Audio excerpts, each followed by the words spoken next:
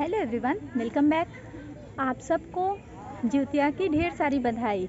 आज चूँकि ज्योतिया का व्रत है तो इससे ही आपको पता चल। पैदल पैदल हम लोग चल रहे हैं गंगा जी। व्रत है, मुँह बना हुआ है।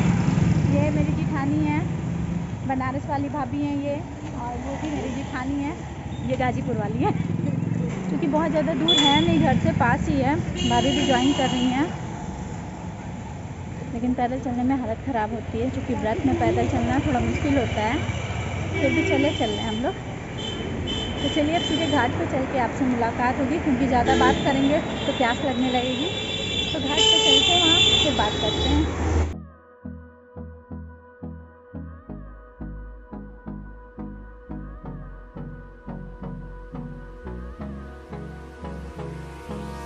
Hold me close till I get up. Time is barely on our side. I don't wanna waste what's left. The storms we chase are leading us, and love is all we'll ever trust. और ये हम गंगा जी आए हुए हैं, तो चलिए पहले हम देख लेते हैं कि पूजा वूजा कैसे करते हैं। आपको भी दिखाते हैं कि पूरब में पूजा कैसे होती है।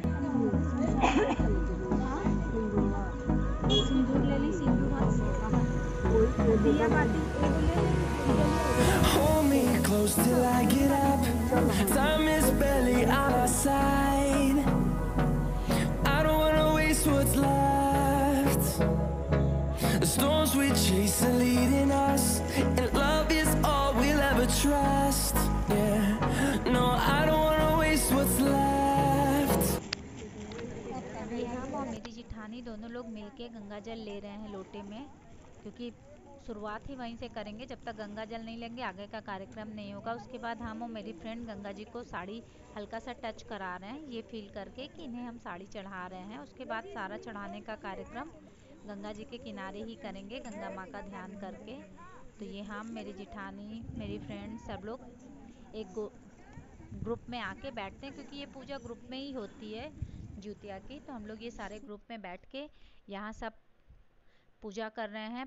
ऐपन होता है आपका, चावल का आटा ले लेंगे या आप गेहूं के आटे में हल्का सा हल्दी डाल के, पानी डाल के उसको अच्छा सा पेस्ट बना के, उसके बाद उस जगह को शुद्ध करने के लिए छिड़का जाता है, ताकि वो जगह शुद्ध हो जाए। ये हम देखिए वही छिड़क रहे हैं।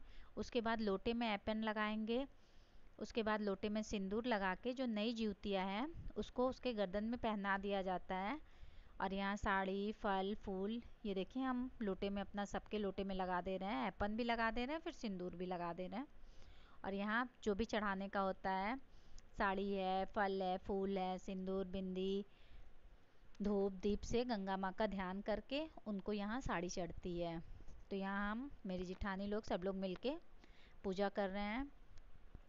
ये रिकॉर्डिंग मेरी बेटी कर रही है, क्योंकि वो नहीं गई रहती तो शायद हम आपको ये पूजा भी नहीं दिखा पाए रहते। क्योंकि मेरी तबीयत ठीक थी नहीं, बैक पेन की प्रॉब्लम बहुत ज़्यादा उभर गई थी, इस वजह से थोड़ी सी हमको दिक्कत हो रही थी। लेकिन बेटी की वजह से थोड़ा सा इजी हो गया था। प्लस चना जो भिंगा के और खड़ी उड़द वो भी चढ़ाया जाता है, क्योंकि खड़ी उड़द नेक्स्ट डे मॉर्निंग में उसी से पालन किया जाता है। तो वो भी हम लोग चढ़ा रहे हैं। और बेटी खड़ी है तो उसको हम लोग एक्स्ट्रा जो भी मोबाइल वगैरह है वो दे दे रहे हैं कि लो पकड़ लो। कोई एक बच्चा रहता है तो थोड़ा इजी हो जाता है हम लोगों को काम करने में, नहीं तो खुद ही चढ़ाइए, खुद ही सब काम करिए तो थोड़ी दिक्कत होती है। तो यहाँ हम लोग सारी चीज़ें चढ़ा ले रहे हैं। चढ़ाने के बाद जो पुरानी ज्योतिया होती है उसे हम लोग गंगा जी में विसर्जित कर लेते हैं। क्योंकि यहाँ कुत्ता बार बार पानी में जा रहा था तो मेरी बेटी को अच्छा लगा, तो थोड़ा रिकॉर्ड कर ली। जैसे मिठाई वगैरह होता है तो पानी में लोग फेंक देते हैं, कुत्ता भले ना खाए, लेकिन वो जब फेंकी है ना तो उसको लगता है कुछ खाने की चीज़ है, तो बार बार पानी में जा रहा था।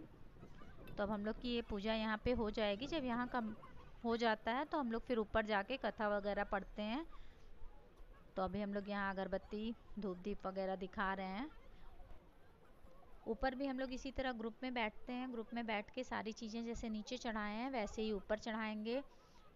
साड़ी, फल, फूल, मिठाई, प्लस चना, खड़ी उड़द वगैरह लेके धूप दीप से पूजा करते हैं। उसके बाद कथा पढ़ते हैं। तो यहाँ हम लोग वही सारी चीज़ें चढ़ा रहे हैं। क्योंकि ये सब गोद में होता है ना तो अच्छा लगता है, तो हम लोग सब एक ग्रुप में ही गोल सा बना के और उसके बाद ये सारी पूजा करते हैं। यहाँ हम लोग 2-4 लोग बैठते हैं, फिर जैसे जैसे लोग आते हैं हम लोगों को ज्वाइन करते जाते हैं। कथा जो है जोड़े में पढ़ते हैं, किताब की पढ़ते हैं और एक दूसरी कथा, 2 कथा पढ़ते हैं। यहाँ हम आपको कथा के पूरे अंश को नहीं पढ़े सुनाएंगे क्योंकि पूरा सुनाने में बहुत लेंदी हो जाएगा, तो उसमें हम कथे के कुछ अंश ही आपको सुनाएंगे। तो चलिए आपको पहले हम कथा सुना लेते हैं। एक बार नैमिषारण्य के निवासी ऋषियों ने संसार के कल्याण सूत जी से पूछा, हे सूत, कराल कालिकाल में लोगों के बालक किस तरह दीर्घायु होंगे सो कहिए। सूत जी बोले, जब द्वापर का अंत और कलयुग का आरंभ है, उसी समय बहुत सी शोकाकुल ऋषियों ने आपस में सलाह की कि क्या इस काली में माता के जीवित रहते पुत्र मर जाएंगे। जब वे आपस में कुछ निर्णय नहीं कर सकी तो गौतम जी के पास पूछने के लिए गईं। जब उनके पास पहुंची तो उस समय गौतम जी आनंद के साथ बैठे थे। उन्होंने मस्तक झुकाकर प्रणाम किया। तदंतर स्त्रियों ने पूछा, हे प्रभु, इस कलयुग में लोगों के पुत्र किस तरह जीवित रहेंगे? इसके लिए कोई व्रत या तप हो तो कृपया करके बताइए।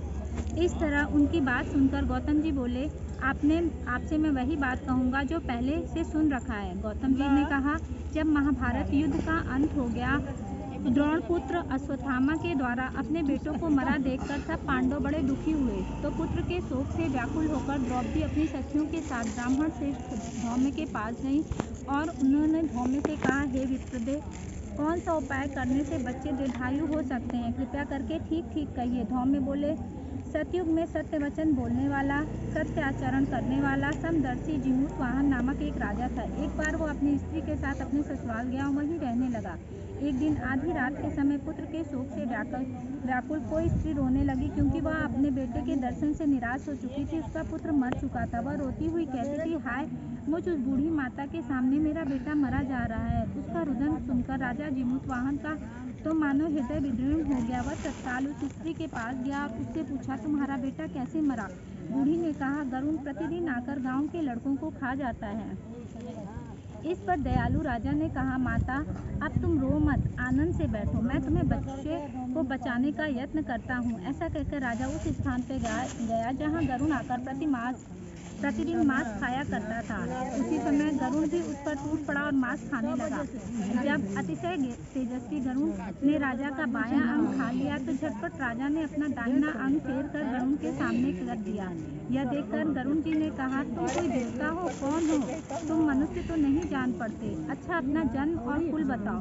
पीड़ा से व्याकुल मन वाले राजा ने कहा, हे पक्षीराज, इस तरह के प्रश्न करना व्यर्थ है। तुम अपनी इच्छा भर मेरा मांस खाओ। यह सुनकर गरुण रुक गए और बड़े आदर से राजा के जन्म और कुल की बात पूछने लगे। राजा ने कहा, मेरी माता का नाम शैव्या है, मेरे पिता का नाम शालिवाहन है, सूर्यवंश में मेरा जन्म हुआ है और जिमूतवाहन मेरा नाम है। राजा की दयालुता देखकर गरुण ने कहा, हे महाभाग, तुम्हारे मन में जो भी अभिलाषा हो वह वर मांगो। राजा ने कहा, हे पक्षीराज, यदि आप मुझे वर दे रहे हैं तो ये वर दीजिए कि आपने अब तक जिन प्राणियों को खाया है वे सब जीवित हो जाएं। हे स्वामी, आप यहाँ बालकों को न खाएं और कोई ऐसा उपाय करें यहाँ जो उत्पन्न हो वो लोग बहुत दिनों तक जीवित रहें। धौम्य ने कहा कि पक्षीराज गरुण राजा को वरदान देकर स्वयं अमृत के लिए नागलोक चले गए। वहाँ से अमृत लाकर उन्होंने उस मरे मनुष्यों की हड्डियों पर बरसाया। ऐसा करने से सब लोग जीवित हो गए जिनको कि पहले गरुण ने खाया था। राजा के त्याग और गरुण की कृपा से वालों को बहुत से कष्टों से मुक्ति मिल गई। उस समय राजा के शरीर की शोभा दुगनी हो गई। राजा की दयालुता देखकर गरुण ने फिर कहा, मैं संसार के कल्याण से एक और वरदान दूंगा। आज अश्विनी कृष्ण सप्तमी के रहित शुभ अष्टमी तिथि है। आज ही तुमने यहाँ की प्रजा का जीवन दान दिया है। हे वत्स, अब से यह दिन महा ब्रह्म भाव हो गया है। जो मूर्ति भेद में विविध नामों से विख्यात है वही त्रैलोक से पूजित दुर्गा अमृत प्राप्त करने के अर्थ से जीवित पुत्रिका कहलाती है। सो इस तिथि को जो स्त्रियां उस जीवित पुत्रिका की और कुश की आकृति बनाकर तुम्हारी पूजा करेंगी तो दिनों दिन उनका सौभाग्य बढ़ेगा, वंश की भी बढ़ोतरी होगी। हे महाभाग, इस विषय में विचार करने की भी आवश्यकता नहीं है। हे राजन, सप्तमी से रहित और उदया तिथि की अष्टमी को व्रत करें, यानी सप्तमी विद अष्टमी जिस दिन हो उस दिन व्रत न करके शुद्ध अष्टमी को व्रत करें और नवमी में पारण करें। यदि इस पर ध्यान न दिया गया तो फल नष्ट हो ही जाएगा और सौभाग्य भी अवश्य नष्ट हो जाएगा। जिमूतवाहन को इस तरह का वरदान देकर गरुण वैकुंठ धाम को चले गए और राजा भी अपनी पत्नी के साथ अपने नगर को वापस चले आए। द्रौपदी से कहने लगे, हे देवी, मैंने यह अतिशय दुर्लभ व्रत तुमको बतलाया है। इस व्रत को कहने से बच्चे दीर्घायु होते हैं। लेट कर देली या बदरी होखे लागल तो कहली कि कैसे दे पीस के बदरी होखे लागल। अब का करी, राजा के बियाह नजदीक आ गई तो राजा गति है तो सूर्य भगवान के कहली कि हे भगवान, हमारा के एक दिन धूप हो जा, हम वो राजा को गेहूँ पीस के दे दी, राजा को गेहूँ पीस के दे दी, हम तारा कहे के बात सूर्य भगवान मान गई। अपन गौ गहूँ पीस के दे गहूँ पीस के दे देली, उग गई, अरे धूप हो गई, गहूँ पीस के दे देली। और सूर्य भगवान रोज रोज दौड़े लगल, घर छोड़ के भागे लगल, दौड़े लगल। 2 दिन अलन, 3 दिन अलन, अब ना भेटैली, बस खिंसा के पेशाब करके दुआरी पर चल गई। और दुआरी पर पेशाब करके चल गलन तो खूब बढ़िया चौराई के साग जम गई। अब चौराई के साग लहला लहला हो गई तब मोहल्ला का कहलन के बुढ़िया सब्जिया खैबी तो खो न तो हम खा देंगे, तू खैबी तो खो न तो हम खा देंगे। बुढ़िया का लाला चल सब्जिया बना के खा गए। लड़का होके के रह गए तोरा, और लड़का होके के रह गए। लड़का भइल तो अपन धीरे धीरे लड़का बड़ भइल तो अपन खेले जाए लागल। लड़का में खेले जाए लागल तो बाप गिरे खाए और लड़का खाता लगे हो सकते बिना बाप होता तो बापे ना उसका बस गिरे खाता। एक दिन से लक्ष्मी आके घरे माता के पीछे लगा कि बताओ हमारे बाप की सब लड़कन के बाप हमारे बाप ना है, बाप सूरत के बापे ना है, बाप गिरे का खाता नहीं बचा तार बाप तो बताओ बाप हमारा कहलन कि रात के 12 बजे पोखरा पर चल जाए। रात का जब 12 बजी तो 4 गो रथ आगे निकली, 4 गो रथ पीछे रही, और बीच में एगो रथ रही, वही पकड़ ली और उन्हीं से पूछिए कि हमारे बाप के हम तो बताइए। गए पोखरा पर जब रात का 12 बजे तब निकल गए। रात का जब रथ निकले लगे तब 3 गो जैसे रथ निकल, 3 गो पीछे रहे, बीच वाला रथ पकड़ के कहे लगलन कि बताओ हमारे बाप की बस हटाओ दृष्टि है से छोड़ हमारा हमें की जानते बात का तो ना तू ही बताओ कि हमारे बाप जले बताइए ना पहले कहा कहलन कि ठीक है बताओ थे तू हमारे लड़का हुआ हम तहार बाप है। ऐसे ऐसे तार मातारी कहली तो हमारे लगन में भाग गई तो बाथरूम कर देनी तो 4 जानवर तार माई खैली तो बिना बाप ना हो तो दुनिया में अमर रहे। तहरा से जीत बंधन गोसाई नाम रही आ पूरा देश दुनिया के मेहरारू तार व्रत करी हैं आ तार जीत के पता नहीं कहीं जाके जय गणेश देवा माता जगती पार्वती पिता महादेवा माता तुमको निस दिन ध्यावत तुमको निस दिन ध्यावत हरि ब्रह्मा हरि लक्ष्मी माता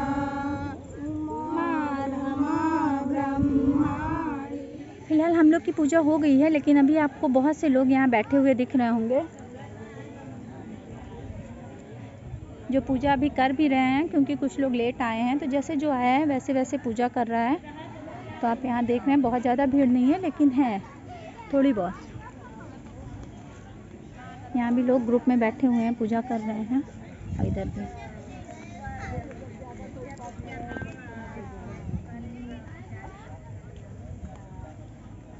ममता जी प्यास लगी है? ममता जी को प्यास नहीं लगी है, कमजोरी लग रही है। बस पहली साल है आपका ना, ये दूसरी साल है। तो अच्छा पहली साल आपको ज़्यादा वो लगा था, इस साल ठीक लग रहा है। धीरे धीरे आदती हो जाएंगे हम लोग, ऐसे भी इतने व्रत करते हैं कि आदती हो जाते हैं। थोड़ी कमजोरी लगती है फिर नॉर्मल हो जाते हैं। पीछे आपको सूरज भगवान दिख रहे होंगे जो ढलते हुए उसमें है। पैदल चलने में हालत हो जा रही है ख़राब। पानी सुबह पियेंगी ना? चलिए पूछ लिया जाएगा। तो आप सब लोग देख लिए हैं कि हम लोग की तरफ पूजा कैसे होती है। ब्लॉग आपको पसंद आया हो तो प्लीज़ इस वीडियो को लाइक कीजिएगा। मेरे चैनल पे फर्स्ट टाइम है तो मेरे चैनल को सब्सक्राइब कीजिएगा। इस वीडियो को ज़्यादा से ज़्यादा शेयर कीजिएगा। तो चलिए अब अपने नेक्स्ट ब्लॉग में मिलते हैं, तब तक के लिए गुड बाय।